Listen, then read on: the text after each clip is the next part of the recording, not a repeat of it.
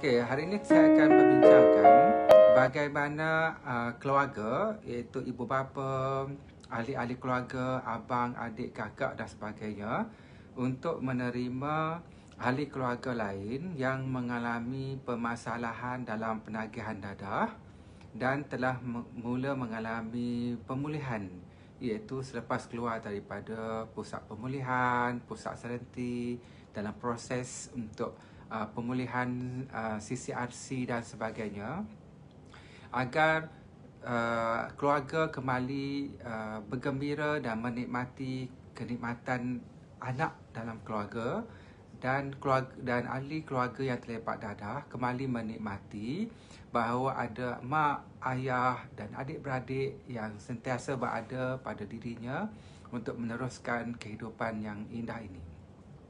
Okey, jadi saya akan fokus kepada bagaimana ahli keluarga nak menerima ahli keluarga yang mengalami penagihan dadah dan bagaimana mereka akan bekerjasama untuk kepulihan sepanjang hayat.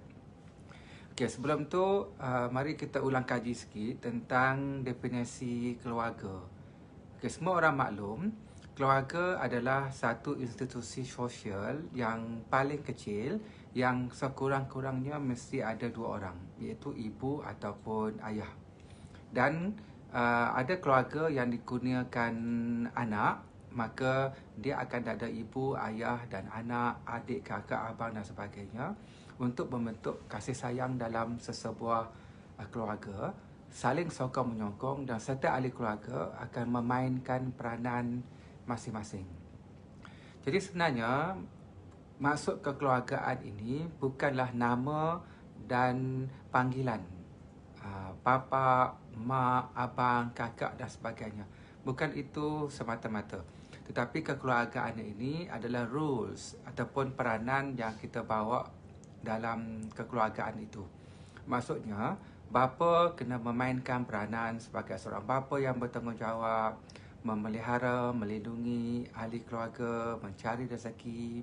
Ibu kena memainkan peranan dengan penuh kasih sayang untuk membelai, mencukupkan emosi dan sebagainya. Walaupun dalam zaman moden sekarang ini, ibu dan bapa itu saling berkesinambungan peranan mereka. Kerana ada bapa yang bekerja dan ada juga ibu yang bekerja. Dan ada juga kawan-kawan saya yang isterinya mempunyai pendapatan lebih banyak daripada suaminya. Maka peranan tu tetap berjalan dalam institusi kekeluargaan, tetapi peranan si suami perlu membantu isteri dengan sepenuhnya dalam kekeluargaan di segi menguruskan keluarga dan anak-anak agar kehidupan harmoni. Okey, so kita memahami bahawa keluarga adalah satu institusi untuk protect sosialisasi yang terkecil dalam sistem sosialisasi kita. Maka permasalahan dalam kekeluargaan ini akan merosakkan sistem masyarakat dan negara. Oleh itu, penyembuhan bagi seorang pengguna dadah yang terlibat dalam penagih dadah, yang paling best, yang paling baik, penyembuhan nombor satu sebenarnya adalah dalam kekeluargaan. Ingat, penyembuhan dalam kekeluargaan. Maksudnya penyembuhan nombor satu sebenarnya bukan dalam institusi pusat sereniti, bukan dalam CCRC, bukan dalam penjara dan sebagainya. Penyembuhan nombor satu yang paling baik, yang paling berkesan, yang paling efektif adalah dalam institusi kekeluargaan, iaitu bersama ibu, ayah, abang dan adik yang saling menyokong psikologikal dan membantu ahli keluarga. Dan jika kita memahami ini, maka kita, ibu dan ayah ahli keluarga akan mengeluarkan satu pernyataan pada dirinya bahawa saya bukanlah punca masalah kepada anak saya untuk menagih dadah. Dan saya bukanlah yang akan menyebabkan anak saya stres dan menagih dadah semula. Saya bukan punca masalah. Tetapi saya adalah penyelesaian semua masalah yang akan menghuraikan semua kegelapan menjadi terang, semua benda yang kusut menjadi tak atur, dan semua benda yang sempit, yang rendah akan ditinggikan. Maka kita kena yakin dengan peranan kita sebagai ahli keluarga untuk menerima ahli keluarga yang mengalami penagihan dadah. Okey, jadi kita dah faham sisi keluarga. Sekarang ini mari kita memahami tentang permasalahan ahli keluarga yang menagih dadah. Okey, kita kena mengakui dalam sesebuah keluarga, biasanya jika ada sesuatu ahli keluarga yang menagih dadah, sama ada terdiri daripada abang sulung, adik tengah, adik bongsu, kakak dan sebagainya, ataupun ada juga keluarga yang penagihan dadah itu datang daripada bapanya sendiri, dan ada juga yang datang daripada ibunya adalah penagih dadah. Maka ini adalah ahli keluarga yang terlibat dengan penagihan dadah, dan individu yang terlibat dengan penagihan dadah ini, mereka telah mengalami fasa pemulihan yang difokuskan sekarang ini. Maksudnya telah mengalami pemulihan di pusat pemulihan dadah ataupun mengikut program-program di bawah AADK dan agensi tertentu sebagainya. Maksudnya ahli keluarga ini mereka tidak lagi mengalami tarikan ketagihan ataupun tarikan psikologikal kepada dadah itu, kerana mereka telah mengalami proses detoxification tu. Itu untuk membuang ketagihan. Biasanya ambil masa seminggu, 2 minggu, 3 minggu. Waktu tu penagih dadah akan mengalami muntah, pening kepala, menjerit dan sebagainya. So proses tu telah habis. Maksudnya ahli keluarga yang menagih dadah itu sekarang ini mereka boleh hidup, boleh survive tanpa mengambil dadah. Maksudnya tanpa mengambil dadah, tangan mereka tidak lagi shaking. Tanpa mengambil dadah, keadaan mereka tidak lagi tertarik-tarik, ya, menjerit, kepala mereka tak lagi rasa macam nak pecah, tak lagi rasa marah, nak mengamuk. Tak ada lagi tidak ada lagi simptom-simptom tarikan psikologikal kerana penagihan dadah. Maksudnya sebenarnya mak, ayah dan penagih dan bekas pengguna dah kena faham, mereka sebenarnya telah pulih sepenuhnya daripada aspek biological. Mereka boleh hidup, boleh survive tanpa dadah. Maka sekarang ini, apa yang perlu dilakukan kepada bekas pengguna dadah ini ialah menguatkan aspek psychological, iaitu meningkatkan konsep diri mereka, meningkatkan rasa yakin diri bahawa mereka boleh hidup terus dengan tanpa dadah, berjumpa kawan, bergelak ketawa, dan jika ada kawan-kawan yang lama datang jumpa dia, "Ai Mamat, lama tak jumpa, nak barang tak? Ini free saja barang ni, ada barang baru ni, barang bagus ni." Dia kata, "Oh, saya tak nak, saya dah sembuh dadah, minta maaf. Saya tak mahu sebab saya nak fokus kepada keluarga dan kerjaya saya." Alah, sikit je, sekali je, jomlah, ini bagi free. Itu adalah taktik-taktik yang biasa digunakan oleh tokan-tokan ataupun pengedar dadah untuk kembali mendapat market agar dadah mereka terjual dan mereka dapat keuntungan.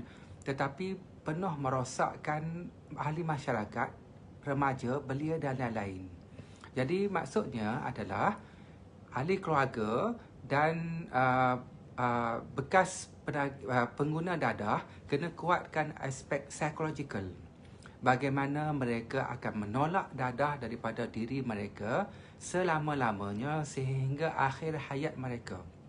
Itulah jaminan yang sebenar-benarnya apabila kita telah pulih daripada penagihan dadah daripada aspek biological, tidak ada lagi ketarikan, getaran, berdegup, rasa nak menjerit, marah, air liur, meleleh, rasa tarik yang kuat kerana ketagihan dadah tidak ada lagi. Maka yang ada sekarang ni ialah daripada aspek psikologikal, iaitu tiba-tiba dia terlintas teringin kepada dadah, tiba-tiba dia rindu kepada syabu, heroin yang pernah dia ambil dahulu, dia teringin jumpa kawan-kawan dia. Kerana bila dia mengambil dadah tu, dia akan dapat satu perasaan yang asyik, yang khayal, timbulnya delusion, hallucination, dia lupa semua masalah, dia berkhayal, dia rasa dia enjoy. sementara saja. Benda tu tak lama, sementara sekejap saja. Tetapi kesan psikologikal, ketagihan dada itu, dia merosakkan biological, organ, urat saraf, hubungan sosial, emosi, bergaduh dengan masyarakat dan sebagainya. Maksudnya, mereka faham, maksudnya para bekas pengguna dadah, mereka memahami mereka akan ada ketertarikan psikologikal untuk menggunakan dadah semula untuk mendapatkan perasaan enjoy tu, tenang tu dan lupa semua masalah. Dan dalam masa yang sama, mereka akan sedar dadah itu akan merosakkan diri mereka, hubungan kekeluargaan, kepercayaan, kejayaan dan sebagainya. Bagaimana nak mengimbangi kedua ini, itulah dipanggil bagaimana psychological yang kuat, iaitu konsep kendiri yang kuat, yakin pada diri sendiri untuk terus hidup tanpa dadah, membina kerjaya sendiri, kembali menyayangi mak ayah, merasai hidup adik-beradik, merasai ciri kekeluargaan. Maksudnya bila dia stres, dia tertekan, maka fikirannya automatik akan teringat kepada dadah. Bila dia rasa dimarahi, dia rasa dimalukan, dia tak terima, psychological bekas pengguna dadah ini down, dia rasa putus asa, maka automatik dia akan teringat kepada dadah. Kerana itu adalah jalan yang paling mudah untuk menyelesaikan masalah seketika, iaitu melupakan dadah dengan cara iaitu melupakan masalah dan tekanan yang dihadapi dengan cara menagih dadah. Tapi sebenarnya itu adalah perangkap untuk dia akan kembali kepada dadah dan akhirnya memusnahkan diri dia, pengharapan, kekeluargaan dan sebagainya. Sebab itu, ahli keluarga kena memahami perkara ini, iaitu untuk membantu bekas pengguna dadah agar mempunyai psikologikal yang kuat, yang strong untuk tidak lagi mengambil dadah. Maksudnya jika mereka stres, tertekan, mereka tidak akan mengambil dadah. Tapi mereka akan kembali kepada kekeluargaan, keakraban kekeluargaan, menceritakan masalah, kembali kepada kasih sayang, mengutamakan kekeluargaan. Itulah peranan ahli keluarga untuk menerima ahli keluarga dengan sepenuh hati. Walaupun siapa diri mereka, supaya ahli keluarga tidak rasa dipinggirkan dan tidak rasa rendah diri, dan akhirnya mereka akan develop self-concept mereka, self-esteem mereka, keyakinan diri mereka, dan akhirnya mereka akan lebih mudah untuk mengharungi kehidupan mereka dengan penuh kejayaan tanpa mengambil semula dadah. Okey, jelas Okey, jadi maksudnya kita telah faham konsep apa itu kekeluargaan, mak, ayah, ibu, abang, kakak, adik dan sebagainya. Dan kita juga telah memahami konsep psychological bekas pengguna dadah yang walaupun telah mengalami penyembuhan daripada aspek biologikal dan fizikal, tetapi mereka tetap mempunyai satu hubungan psikologikal untuk mencuba semula dadah, terutama apabila mereka mengalami masalah, tekanan, rasa putus asa, terutama pada orang-orang yang signifikan. Kerana itu, orang-orang signifikan kena menyokong dan membantu mereka supaya psikologikal mereka kuat dan mereka kembali kepada keluarga yang sepenuhnya dan tidak mengambil dadah. Okey, jelas Okey, jika telah memahami itu, maka kita balik kepada apakah peranan ahli keluarga, terutamanya mak, ayah dan adik-beradik. Okey, tugas utama ialah ahli keluarga mesti menerima ahli keluarga yang pernah tersalah langkah menggunakan dadah ini dengan sepenuh hati. Terima mereka sepenuh hati. Maksudnya ialah kita tidak perlu lagi mengungkit benda-benda silam. So tidak boleh. Dia akan menyebabkan luka lama berdarah kembali. Tetapi kita akan fokuskan kepada keadaan sekarang. Okey, Ali dulu menagih dadah. Jadi dia pernah mencuri di kampung. Dia curi duit adik dia. Dan kerana ketagihan dadah, dia tak dapat kawal emosi. Dia pukul adik dia. Dia bergaduh. Dia curi barang. Dia menengking mak ayah dan sebagainya. Dan selepas itu, Ali telah ditahan di pusat pemulihan dadah dan sekarang ni dia telah dibebaskan dan kembali kepada keluarga. Okey, jadi sekarang ni apa? Jadi sekarang ini Ali telah pulih dan telah kembali kepada keluarga. Jadi fokuskan kepada kepulihan Ali dan dia telah kembali kepada keluarga dan dia bukan lagi penagih dadah. Dia bukan lagi penagihan dadah kerana biological, psychological dia tidak lagi bergantung kepada dadah. Dia boleh survive tanpa dadah. Maka terima dia keadaan itu. Yang lepas jangan diungkit-ungkit, jangan diceritakan balik, terutama waktu kita marah, waktu kita geram, waktu kita rasa tak dapat tahan emosi kita akan mengungkit-ungkit. So, mengungkit-ungkit ni sangat tidak bagus dan sebenarnya dalam psikologi dia tidak menyumbang banyak kepada penyembuhan dan kepada perkembangan. Jadi ingat, ahli keluarga, mak, ayah, adik, abang, terima ahli keluarga yang telah pulih ini sepenuhnya. Diri mereka sekarang, mereka bekas pengguna dadah tapi mereka telah pulih.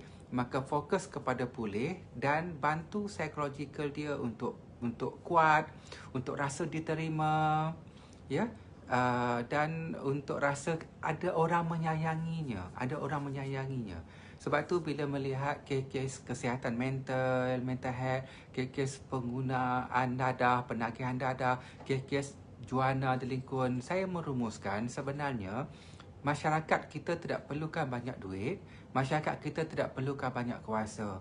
Masyarakat kita hanya perlukan banyak kasih sayang. Kasih sayang ini telah hilang, di mana anak-anak ini tidak dapat merasai kasih sayang daripada ahli keluarganya kerana kesilapan yang pernah dilakukan. Kita kena ingat, benda yang lepas, yang pernah berlaku, kita mati, hidup balik, kita mati, hidup balik, kita mati, hidup balik. Benda yang lepas tetap berlaku dan tetap berlaku, tak boleh diubah.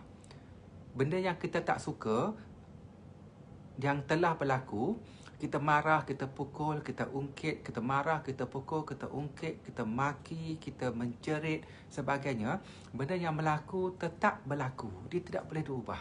Sebab itu tak boleh fokus lagi, tak boleh ungkit lagi benda-benda lepas. Kita fokus kepada sekarang.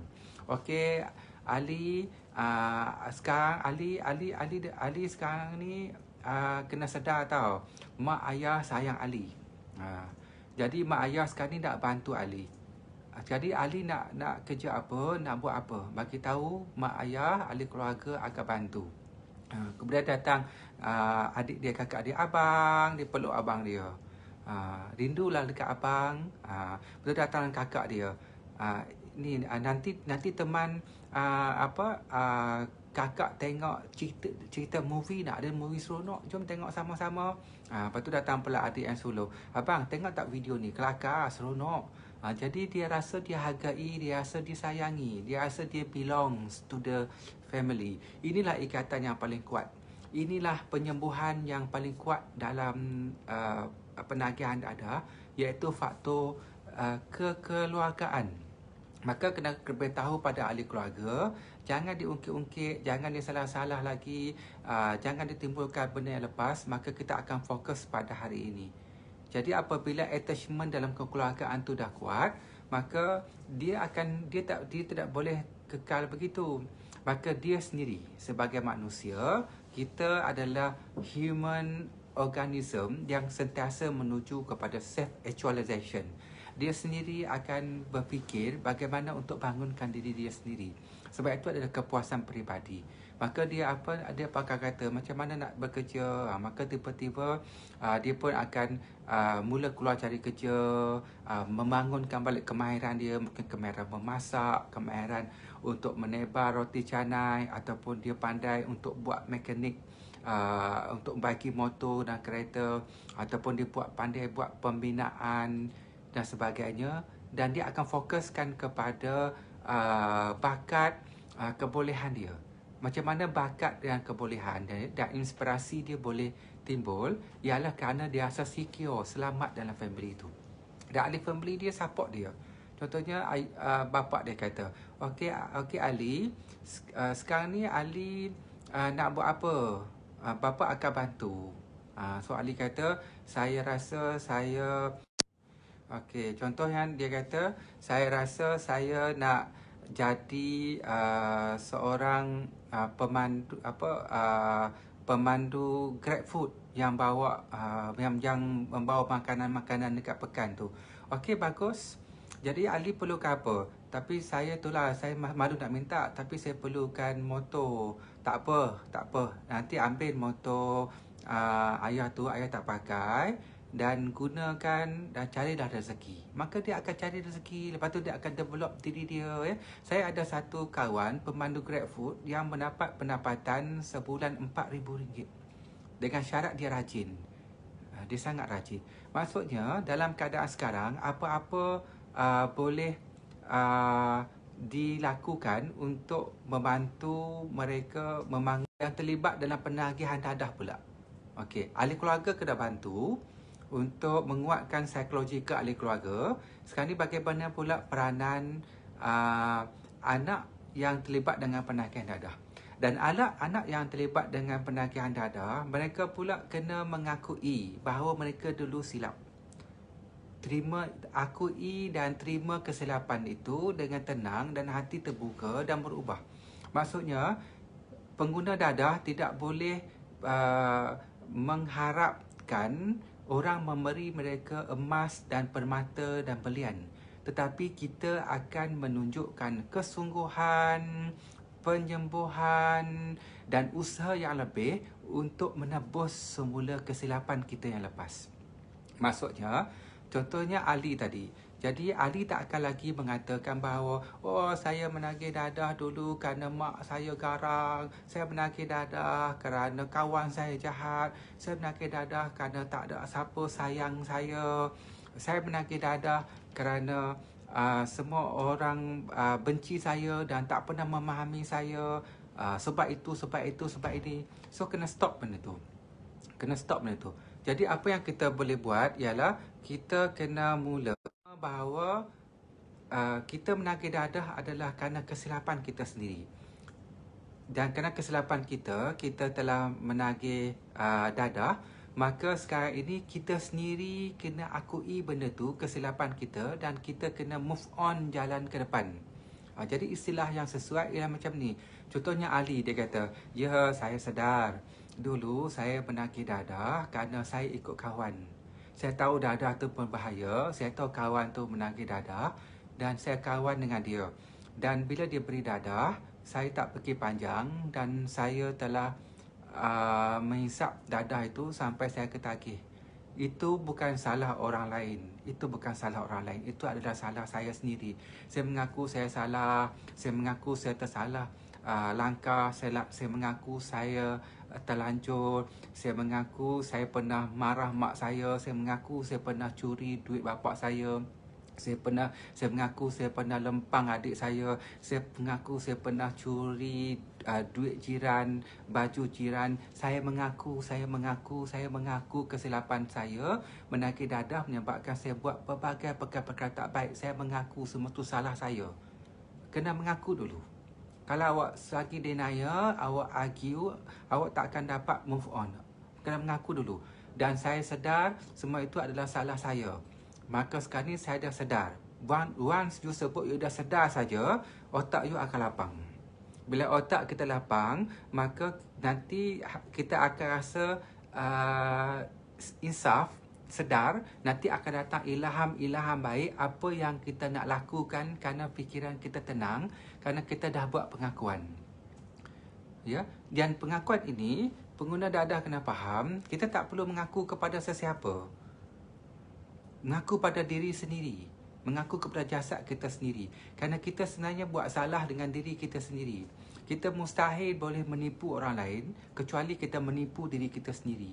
Mustahil kita membuat jahat kecuali kita buat jahat kepada diri kita sendiri, iaitu kita menolakkan benda-benda yang baik itu untuk melawan untuk berbuat jahat tadi. Sebab itu yang paling mengetahui tentang diri kita sendiri adalah diri kita sendiri. Sebab itu selagi diri kita tidak mengakui kesilapan kita, maka kita tak akan berubah. Kita hanya akan mencari kesalahan orang lain, marah itu marah ini. So mengaku pada diri.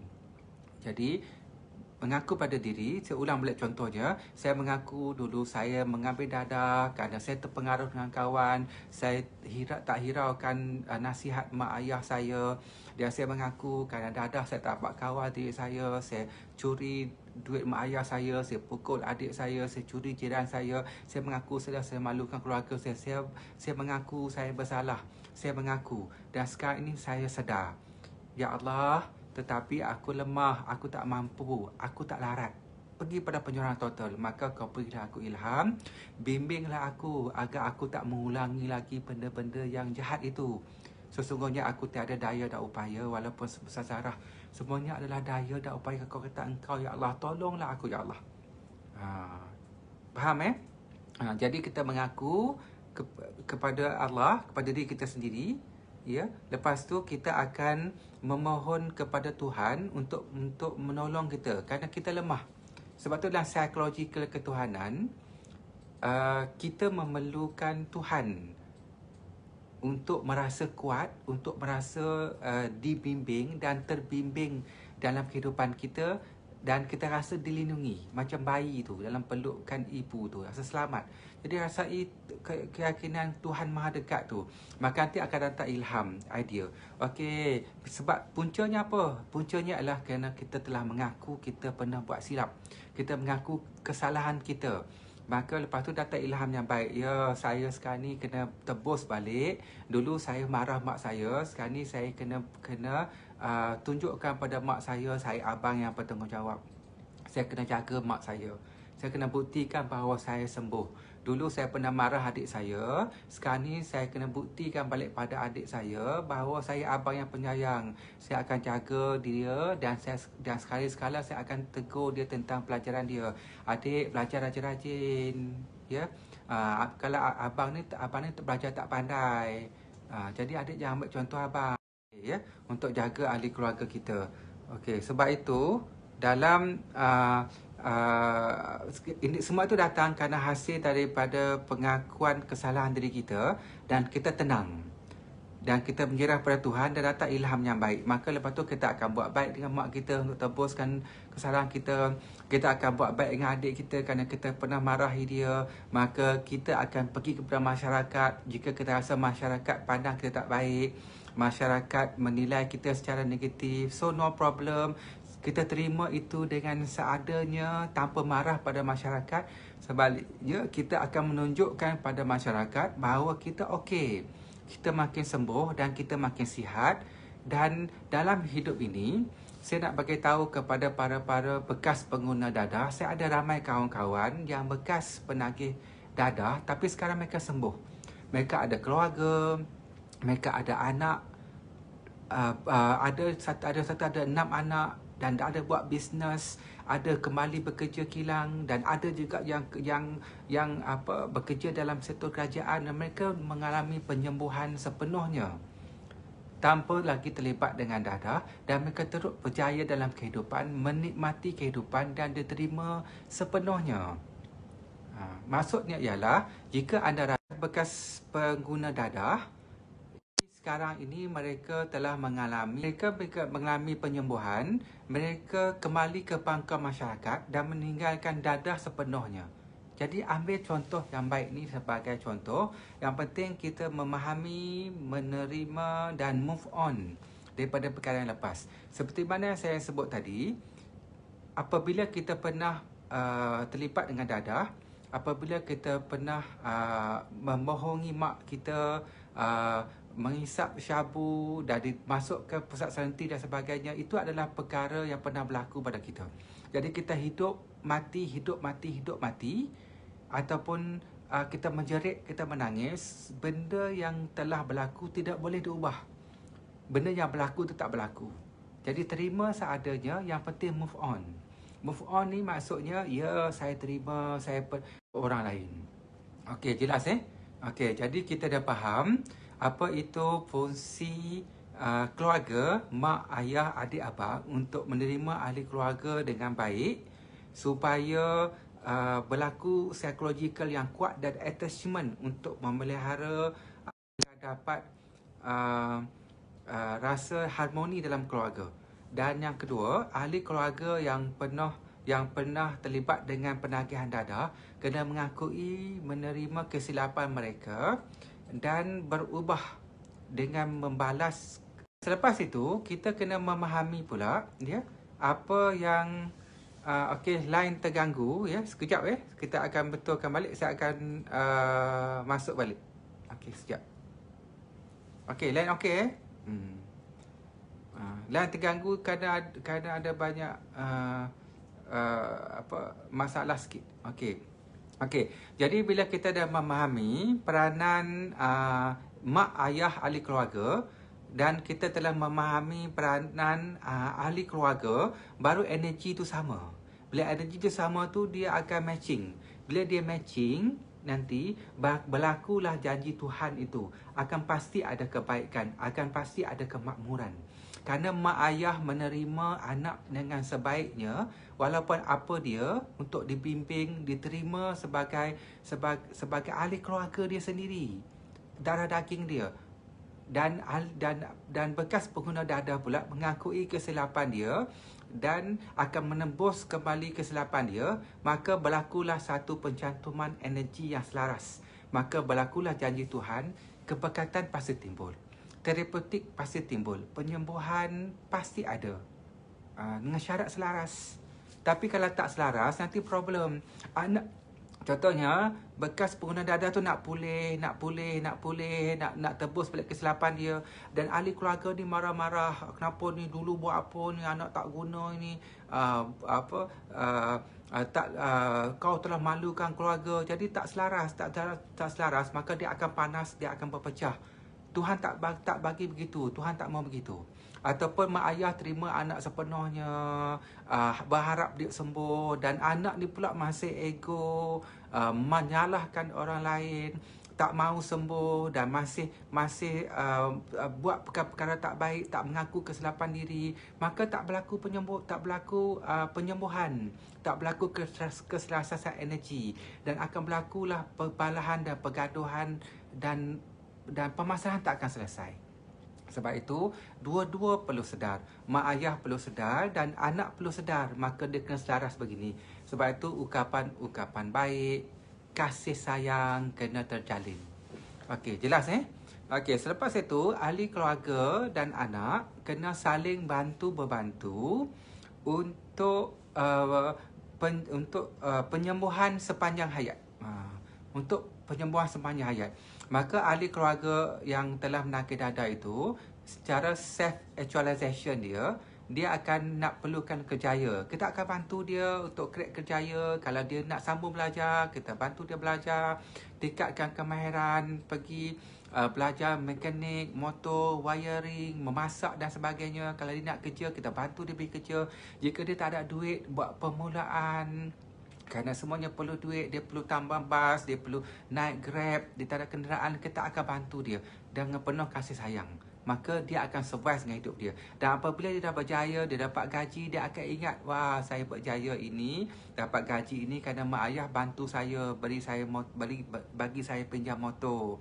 Adik-adik, kakak apa bantu saya, dia selalu tanya saya, dah makan belum, ada duit tak? Kalau tak ada duit, Kak Long bagi. Yang penting kamu berjaya, kamu sihat. Sebab kakak sayang kamu kena kakak sayang kamu tau. Jadi dia pun terharu, dapat gaji, dia pun pemulangkan balik gaji tu, dia belanjakan kawan dia. Dia kata, okey akak, Along, ayah, ini gaji pertama saya. Jadi saya nak ajak makan, semua orang makan KFC ataupun makan Tom Yum. Mari kita makan bersama-sama, meraihkan kesyukuran. Jadi dia akan merebak kasih sayang tu, menyebabkan indah. Sebab itu kita kena bantu anak-anak, ahli keluarga yang terlibat dengan penagih dadah untuk membina semula kehidupan dia, kerjaya dia yang selama ini terbantut. Nak belajar, terus sambung belajar. Nak kerja, bantu dia kerja. Kalau dia ada pasangan kekasih yang sesuai dan nak berkahwin, kekasih dia pasti nak kahwin, maka kita akan mudahkan dia untuk berkahwin dan sebagainya, supaya dia dapat nikmati kehidupan dia. Dan akhirnya dia akan melupakan semua permasalahan kerana dia mempunyai tanggungjawab, dia menikmati kehidupan, dia merasa dihargai dan dia penuh dengan kasih sayang dan melimpahkan balik kasih sayang dia. Okey, jelas Okey, jadi itulah peranan kita dalam kekeluargaan yang perlu kita mainkan. Sebab itu saya pernah ada satu kawan dulu, ya. Dia keluar daripada pusat serenti. Dia sangat muda, badannya sangat tegap, ya. Dan bila dia keluar tu, saya jumpa dia menangis-nangis. Dia kata kat saya dah insaf kan.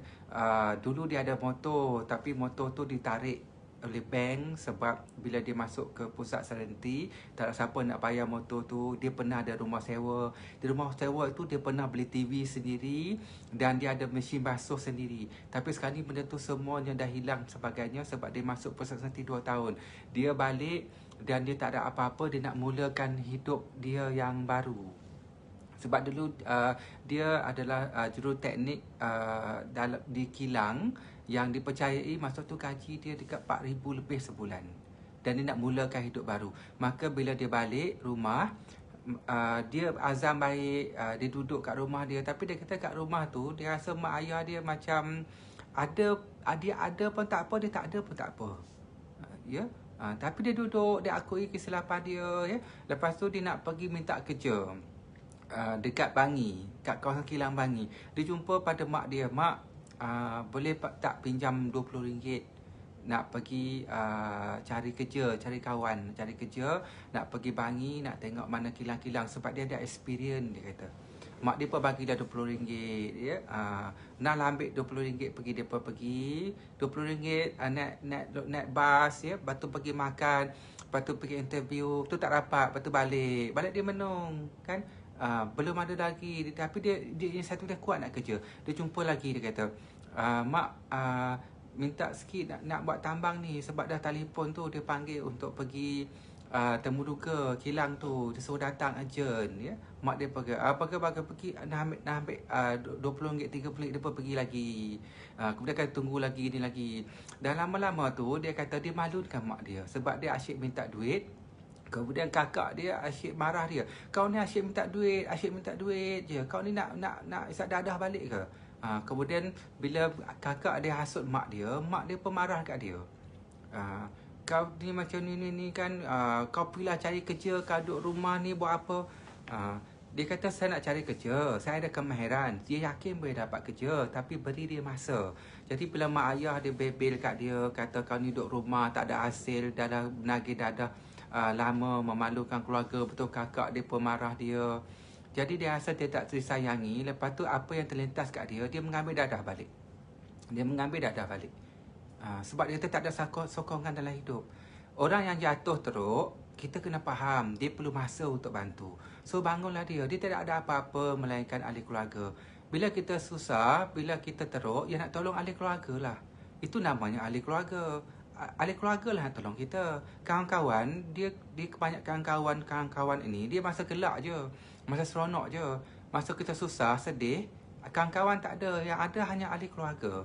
Sebab tu kebergantungan, kekuatan ahli keluarga itulah yang utama, itulah yang paling kuat. Dan kerana kawan saya ni, dia tak tahan dengan situasi hidup dia malu, dia minta duit, dia tak ada apa-apa. Akhirnya dia didatangi balik oleh tokan-tokan dadah ni yang mencari market pasaran ni. Dia kata, "Kau di susah hati, rusing, relax lah bro, kan. Lepaskan tekanan kau, ambil dadah," dia kata. Tak ada duit, dia kata, "Tak apa, ambil free." Mula-mula free, itu memang biasa dia bagi free. Dia pun ambil dadah sebab tekanan kehidupan dan tidak ada sokongan daripada keluarga. Masa dia ambil dadah tu, dia telefon saya. Ya, ingat lagi, dia kata, ini dah lama lah dulu. Masa tu saya belum masuk universiti lagi. Masa tu saya terlibat dengan program AADK untuk buat program pencegahan dadah di bawah Kerajaan Negeri Selangor. Ya, saya ingat lagi, telefon saya. Dia kata, "Minta maaf," kata, "saya dah keluar penyakit dadah, saya dah keluar pusat pemulihan, tapi saya hari ini saya mengaku saya mengambil dadah semula." Dia telefon tu daripada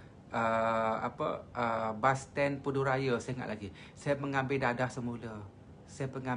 Hari ini saya mengambil dadah kali pertama selepas keluar daripada pusat serenti kerana tekanan keluarga dan tekanan hidup." Tu saya kata kat dia, "Okey, contoh nama dia Ali. Okey Ali, tak apa Ali. Ali hanya mengambil dadah sekali saja. Jadi, Ali jangan ambil lagi. Cukup. Ini the last, ini yang terakhir ambil dadah. Jangan ambil lagi. Cukup, last. Jangan ambil lagi. So, kembali kepada masyarakat. Lepas tu saya bantu dia. Saya beri nombor telefon seorang aktivis pemulihan dadah itu. Ya, saya dah tak ingat nama dia siapa. Tapi dia aktivis pemulihan dadah. Dia suami isteri tu. Saya akan telefon tu, abang minta tolong. Ada satu penagih bekas yang pulih. Tapi dia telefon saya, dia mengambil dadah balik untuk kali pertama. Dia telefon pun malam, ya, dalam pukul 11 malam tu. Jadi saya tak ada kekuatan. Boleh tak abang bantu dia? So aktivis kita tak apa, no problem.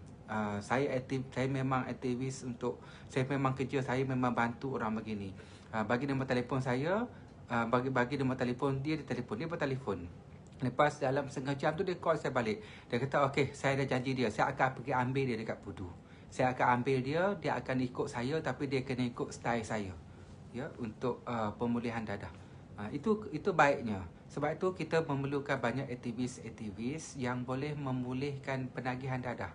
Sebab itu kalau kita lihat kajian-kajian dekat barat, ya, kita lihat kajian-kajian di luar negara, institusi yang paling kuat, yang paling cekap, yang paling bagus untuk memasmi masalah sosial, gangsterisme, penagihan dadah, masalah-masalah pelacuran AIDS ni, yang paling bagus sebenarnya bukan government agency. Bukan government agency.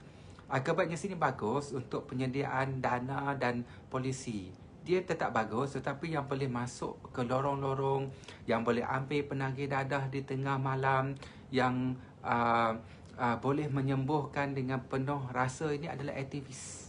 Aktivis ni adalah NGO. Sebab tu NGO very powerful.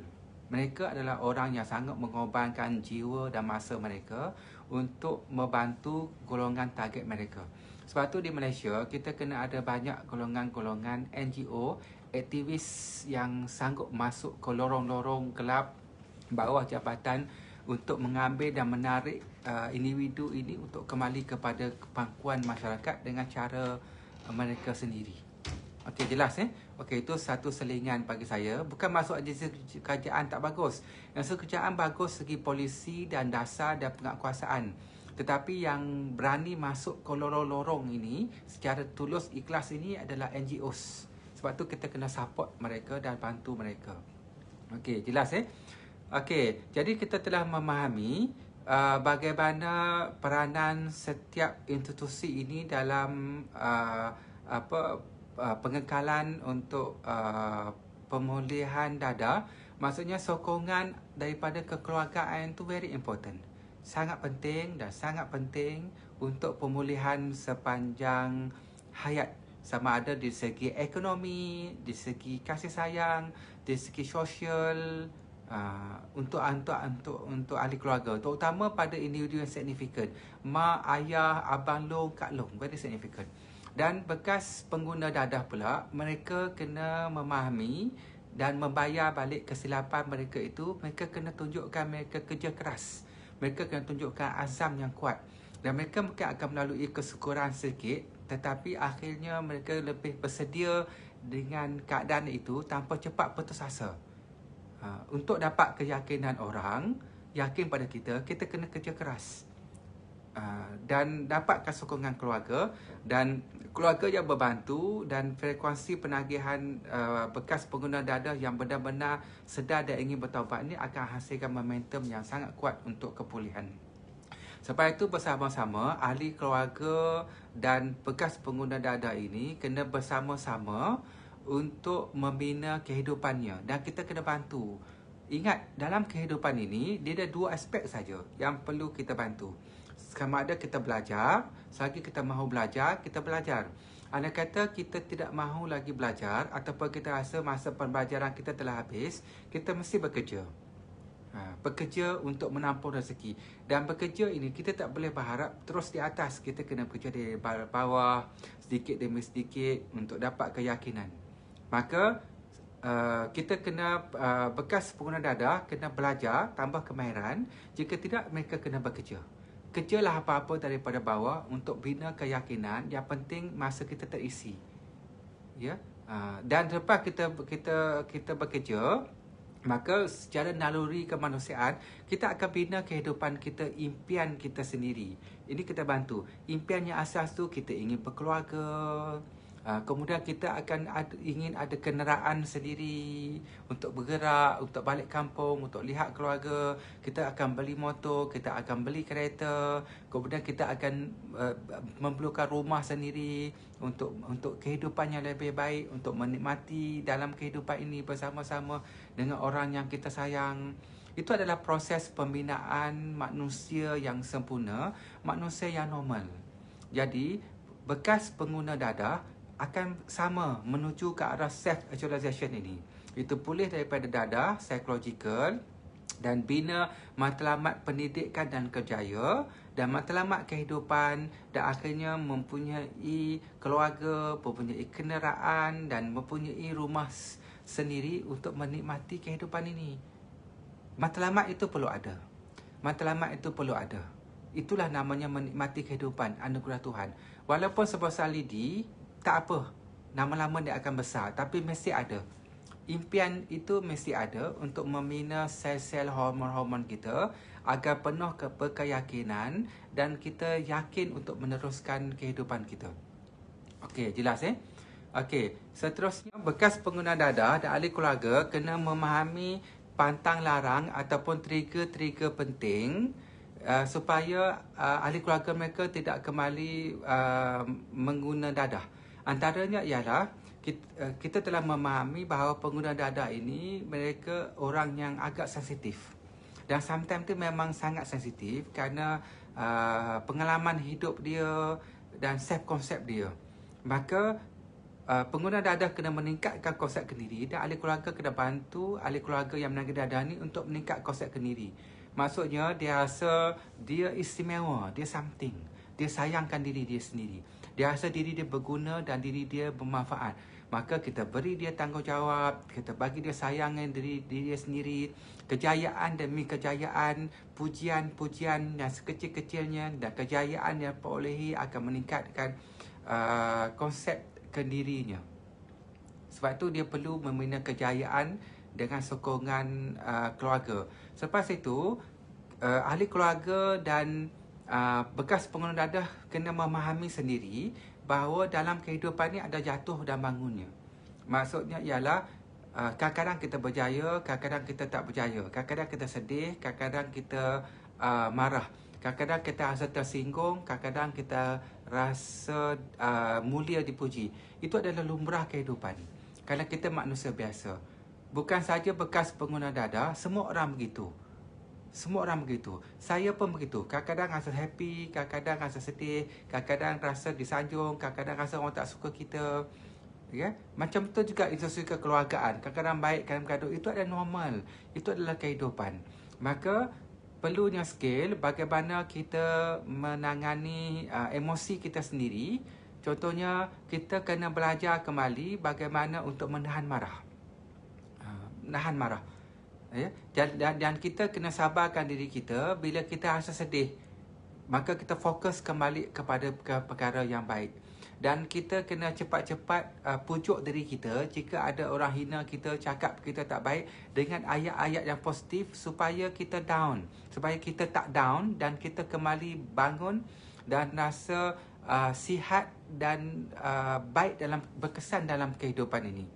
Maksudnya ialah kita sendiri membantu diri kita sendiri. Sebab tu teknik-teknik seperti kita kena selalu menyayangi diri sendiri. Ya? Contohnya kata walaupun saya pernah menanggi dadah dulu, tetapi saya bertuah kerana masih disayangi oleh mak ayah saya yang menerima saya dan saya rasa saya orang yang bertuah. Ayat-ayat begitu kena ada, ya. Walaupun ada orang tak suka saya, tetapi adik saya tetap sayang saya dan dia masih ada memori indah saya dengan dia sebagai abang dia. Walaupun saya menagih dadah, tetapi saya telah sembuh dan sekarang adalah masa saya untuk bina kehidupan. Walaupun saya bekas penagih dadah, tetapi saya mempunyai kemahiran memasak, pandai baiki kenderaan motor, pandai baiki aircon, mempunyai badan yang sihat untuk bekerja, muka yang handsome, maka saya boleh bina balik kehidupan saya macam orang lain. Dan satu hari ini tak mustahil saya akan lebih berjaya pada orang lain.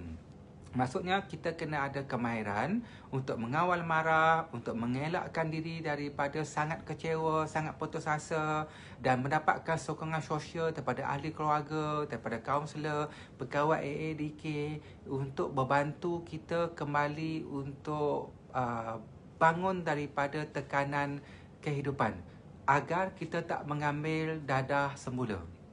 Itu sangat penting. Kemahiran itu sangat penting. Ya, dipanggil kemahiran coping skill ataupun kemahiran untuk social life kita. Dan seterusnya, bekas pengguna dadah dan ibu bapa kena memahami bahawa bila bekas pengguna dadah ini keluar, maka kawan-kawannya networking lama itu masih ada. Dan ada mereka yang masih mengambil dadah, dan dekat luar tu masih ada lagi tokan-tokan ataupun pengedar dadah ini yang mencari market untuk menjual dadah mereka untuk dapatkan wang. Maka salah satu targetnya adalah anak kita, ahli keluarga itu, ataupun dan ini disedari sendiri oleh bekas pengguna dadah. Jadi anda kena faham dan jangan sekali-kali dekati golongan-golongan ini, ya. Jangan pandai-pandai nanti pergi balik ke pot-pot lama yang pernah penagih dadah itu, pergi tengok kawan-kawan. Buat apa tu? Kawan dia berpandang dia. Biasalah bro, kan? Kami tengah gian ni nak ambil dadah ni isap dadah. Dia tengah kan? Lepas tu dia tanya, awak tak nak ke? Kan? Kita cakap, saya tak nak, dia kata. Saya dah sembuh. Kita pun perhati, tengok kawan kita gian, tengok kawan kita lalok. Oh, tak boleh. You tak boleh masuk balik kepada trigger tu. Once sudah berpisah, once you dah bercerai talak 3, you tak boleh masuk balik itu, you tak boleh ingat balik, you tak boleh pergi balik ke pot-pot tu, you tak boleh buat. Maksudnya, you kena bina dunia baru. Maksudnya jangan dedahkan diri kepada risiko itu. Maksudnya jika ada kawan-kawan lama yang cuba mengajak balik kepada dadah, ahli-ahli pengedar yang cuba mengedar dadah kepada kita kena jauhi sejauh-jauhnya. Sebab itu cara yang paling baik kadang-kadang tu kita kena berhijrah daerah, berhijrah negeri, tempat supaya orang tak kenal kita. Sebab itu adalah pantang larang utama bagi bekas pengguna dadah, iaitu kawan-kawan lama, pot-pot lama, kalau dia tak pergi pun kawan-kawan dia akan cari dia. Dan jika mereka mengalami masalah, tekanan, mereka mudah kembali ke situ. Maka mak ayah kena sedar ini, dan bekas pengguna dadah sendiri kena alert, jauhkan sejauh-jauhnya. Boleh berhijrah kepada situasi baru, keadaan baru yang orang tak kenal dia, supaya dia boleh bina kehidupan baru. Ya, dan jika ada orang-orang yang nak rapat dia, jauhkan sejauh-jauhnya. So jangan dekati, jangan pergi. Kerana kita tahu kita tak berapa kuat, dan kita tahu kita sayangkan diri kita. Dan kita dah faham berapa peritnya, berapa sakitnya orang-orang yang kita sayangi, ahli keluarga kita, dan berapa terseksanya kita kepada perkara yang lepas, maka kita tak akan jatuh ke dalam lubang untuk 2 kali. Okey, jelas Okey, sebab itu benda ni sangat penting untuk kita memahami agar kita pulih sepanjang hayat, dan sebaliknya kita boleh menumpukan kepada keluarga kita, kepada kerjaya kita, kepada pendidikan kita, dan penyembuhan sepanjang hayat kita. Saya ada satu kawan, dia bekas penagih dadah, ya. Dia pernah keluar daripada pusat serenti. Selepas keluar pada pusat serenti itu, dia telah berniaga buah, ya. Mak ayah dia bantu dia untuk berniaga buah dengan modal 200. Tapi lepas berniaga buah itu tak berapa berjaya, ya. Dia rugi, ya. Dia rugi. Lepas itu dia telah diambil bekerja ke satu bengkel untuk welding, buat besi-besi ni. Dan dia telah bekerja dengan rajin, dengan bersungguh-sungguh, sehingga dia mahir selama 2 tahun. Dan selepas 2 tahun, dia cepat belajar, dia cepat tengok inovasi, dia buat sebagainya, dan dia mengulang-ulangi benda yang sama. Ya, dan akhirnya kawan saya ini berjaya balik ke kampung dia, atau bukan kampung dia, tempat yang asing sikit, dan dia telah berjaya membuka satu bengkel welding besinya sendiri secara kecil-kecilan, dengan modal pekerjaan dia yang lepas dan bantuan daripada ahli keluarga dia, dan abang dia support dia. Sebab abang dia kata kat dia, kau ni sampai bila nak kerja dengan orang, kan? Memang bagus kerja orang, tapi anda kata kau teringin buka workshop sendiri, bagi tahu aku, dia kata. Abang dia kata satu hari tu dia kata dia nak buka sendiri. So abang dia bagi dia modal 5,000, ya, untuk beli alat, untuk beli mesin dan sebagainya, dan tambah dengan modal dia dalam 10,000, dan akhirnya dia buat wiring, welding besi sendiri, untuk besing gerai rumah, untuk buat pintu dan sebagainya, dan dia lebih yakin dan lebih berkeyakinan untuk buat sendiri. Maksudnya dia percaya, dan untuk berjaya kerana sokongan daripada ahli keluarga dia, dan akhirnya dia berkahwin dan dia pun ada anak. Ya, saya ingat baru 2 tahun lepas saya jumpa dia. So dia ada 3 anak yang sangat comel, dan isteri dia pun sangat baik dan menyokong dia, dan dia teruskan perniagaan dia, dan dia sendiri dah ada pekerja.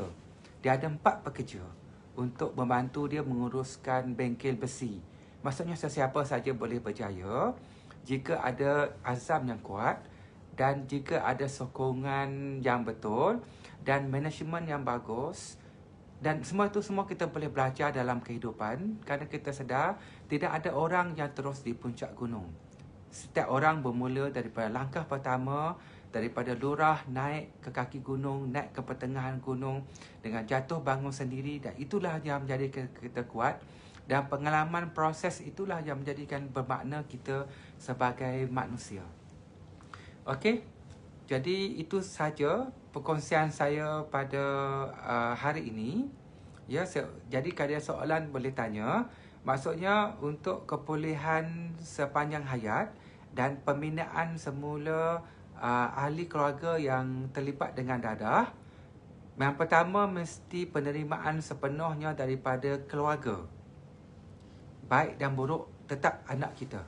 Yang kedua ialah bekas pengguna dadah kena sedar mengakui kesilapan dan ingin sembuh, dan membuktikan bahawa dia telah sembuh, dan membuat baik dan buat baik, dan bangunkan hidup dan kerjaya dia. Maka berlakulah satu momentum yang sangat kuat, dan pasti ada keberkatannya timbul. Itu janji Tuhan. Dan akhirnya ahli keluarga dan bekas pengguna dadah akan memikirkan tentang kehidupan yang perlu, iaitu kerjaya ataupun pekerjaan, dan membangunkan balik impian kekeluargaan, ekonomi dan sebagainya, untuk berfungsi dan peranan dalam kehidupan. Dan seterusnya, bekas pengguna dadah kena membangunkan dia punya spiritual coping skill untuk kekal dalam pemulihan dadah itu. Maksudnya mengawal marah, untuk mengawal jangan terlalu sedih, mendapatkan social support, bagaimana mengawal diri agar tidak mengambil dadah kembali, tetapi kekal dalam kepulihan, mendapatkan sokongan sosial, dan yakin dengan diri sendiri, dan nikmati hidup yang sebenar-benarnya. Dan yang keempat, saya sebut tadi, kita kena ingat bahawa relapse ataupun orang yang ingin menjual dadah balik sentiasa ada. Maka kita akan jauhkan diri dengan sejauh-jauhnya, membina kehidupan sendiri dengan lebih baik, dan jangan sekali-kali terjebak semula ke dalam simptom-simptom yang asas kawan-kawan lama, lingkaran-lingkaran yang dulu itu. So tak ada lagi dah. Kita akan jadi orang baru, kita akan settle dalam pemikiran, kita baru dilahirkan. Kita baru dilahirkan dengan semangat baru, dengan orang baru dan jiwa baru untuk menempuh kejayaan-kejayaan baru. Yang lama tu dah mati. Kita adalah orang baru. Tetapi jasad kita masih sama, perasaan dan semangatnya kita adalah baru, untuk kekal pulih sepanjang hayat, untuk kembali kepada keluarga dan membina kehidupan kita sendiri dengan penuh kenikmatan, menikmati anugerah Tuhan, Dan akhirnya kita menikmati dunia ini adalah anugerah Tuhan yang sangat indah untuk kita menikmati selagi kita masih ada nyawa. Dan hidup kita sangat singkat. Life is too short untuk kita meratapi perkara lepas, untuk kita terlibat dengan perkara yang tak baik. Life is too short. Maka kita kena menikmati, kita kena berbakti, dan kita kena nikmati anugerahnya. Sehingga satu masa semua orang akan kembali kepada Tuhan tanpa ada apa-apa penyesalan. Yang ada adalah kenangan, memori dan keindahan untuk dikenang oleh orang-orang yang kita sayang dalam kehidupan ini, dalam memori mereka. Itu sahaja daripada saya. Assalamualaikum warahmatullahi wabarakatuh. Terima kasih dan jumpa lagi dalam sesi yang seterusnya. Bye-bye. Terima kasih.